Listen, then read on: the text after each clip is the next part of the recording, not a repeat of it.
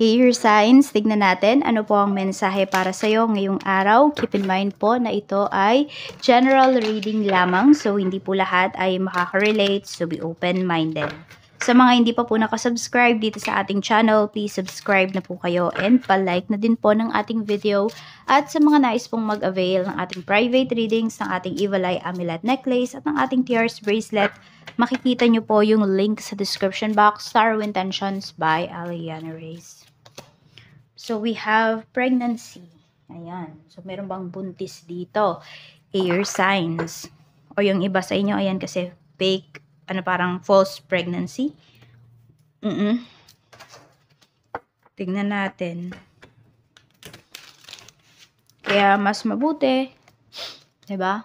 Magpa-check up po kayo kapag nag-positive yung inyong pregnancy test. Para makita nyo agad, makasigurado po kayo dito. Kasi baka mamaya akalain nyo buntis kayo tapos 'di ba? Hindi pala. Yung lahat nung lahat nung simptomas nararanasan ninyo pero baka iba. We have inside scoop. Mayroong nagchismis dito na buntis ka. Fake flexing. We have unfazed. Mukhang daming issues para sa'yo, air signs, sinasabi siguro, mayabang si air signs, nabuntis si air signs, yung mga ganyan, or nakabuntis kung kayo po ay lalaki.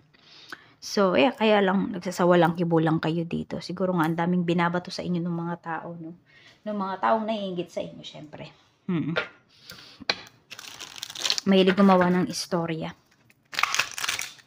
Tapos meron din, laging nakatingin yan sa mga post mo, nakaabang ba kung ano yung ipopost mo.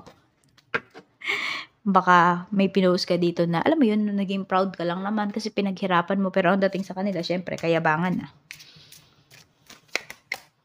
Beneath the calm exterior is often the hottest heart. Mukhang meron ka nang masasabol dito. Hindi, meron ka nang i-confront. Siguro, ayan po. No, pag grabe na talaga, magsasalita na din yung iba sa inyo. At matatameme yung taong mga nagkakalat na yan. Dun sa sasabihin mo. Parang sila, masasampal sila ng katotohanan. Kasi iba naman sa inyo talaga air signs. Minsan lang kayo magsalita, pero napakagrabe yung magsalita. I mean, tagos talaga sa puso, no? Or tagos sa buto. Tingnan natin. Sa mga naghahanap ng work dyan, ngayong November ba ay may work na kayo. 7 of Swords. Yung iba po sa inyo, yes. Pero wag nyo muna itong ipapaalam kahit kanino. Basta alam mo yun, maka 1 month muna kayo sa work. Tsaka nyo na lang siya i-post, ganyan. Or kapag meron kayong nakuhang achievements, tsaka nyo na lang po i-post na meron na kayong trabaho para hindi siya na-evil eye. Tignan natin pagdating naman po sa mga may current job. Ace of Pentacles. So, ayan. We have the Hermit. So, may favor dito na hihingin sa'yo yung boss mo or isa sa mga co-worker mo or mga co-worker mo. Ayan po. Meron naman silang pakonsuelo sa'yo. 2 of Wands. May pakonsuelo dito yung mo. Hindi ko alam kung may may aalis ba dito na coworker mo, mag-vacation siya. Ayan, pag-uwi naman ay puro ka pasalubong. So baka may manghihingi sa'yo ng favor dito. Parang ganito, ikaw muna yung papalit sa kanya. Yung tipong ganon. So ayan naman po. Sulit naman. At saka makikiusap naman yung taong to. Dun sa kung ano man yung ipapakisuyo niya sa'yo. Yung coworker mo ba na ito. At may kapalit naman yan. Kasi nasa sa inyo na lang kung tatanggapin nyo ba. Tignan natin pagdating naman po sa negosyo. Yung mga may gustong mag-start ng business dyan. Okay ba na mag-start na kayo ngayong November? 9 of Wands. Yes po, ayan. Ilaban nyo na daw. I-go nyo na po yan. Tignan natin sa mga may current business naman ngayong araw na ito. Kamusta ang sales? The World. Maganda ang sales ngayong araw. Page of Wands. Ayan, basta tumutok lang po talaga kayo. Tutukan nyo yung business ninyo. Kasi yung iba din dito, nakikita ko, marami kayo napapakawalan ng mga opportunities. Hindi ko alam kung nagiging mapili ba kayo or yung namimili namimili or di kayo nakapag-focus dito sa inyong negosyo. May mga nakakaligtaan talaga. Tignan natin pagdating naman po sa mga kaperahan. Yan. Kamusta? Happy ka ba sa money mo? 3 of Cups, happy po yung iba sa inyo. Ayan, nakapag-celebrate pa nga kayo or baka may isi-celebrate kayo ngayong araw na ito. Baka kumita kayo talaga ng malaki pagdating dito sa business. So, tignan natin kung meron po kayong loan, mababayaran nyo ba ng buo? Knight of Cups, hindi buo. Pero unti-unti naman, mababayaran, mababawasan naman po siya. Kung kayo naman ay nag-apply ng loan, ma-approve ba? Ma-approve po.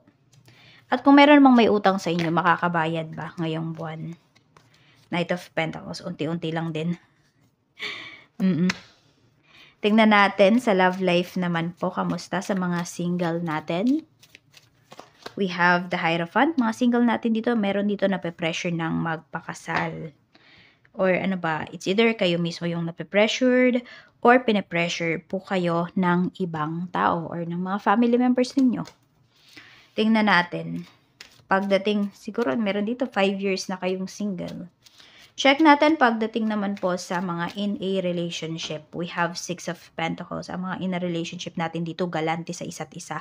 Galante kayo sa oras, galante kayo sa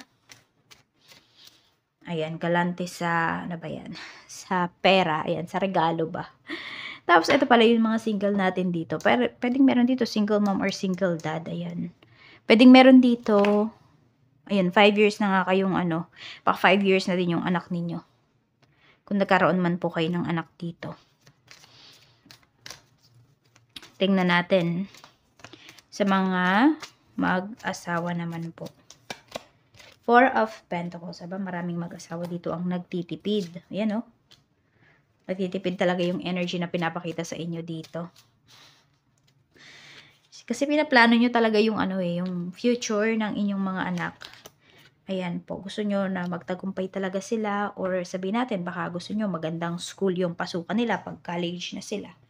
Yung mga ganun. Yun po, meron kayong pinag-iipunan dito.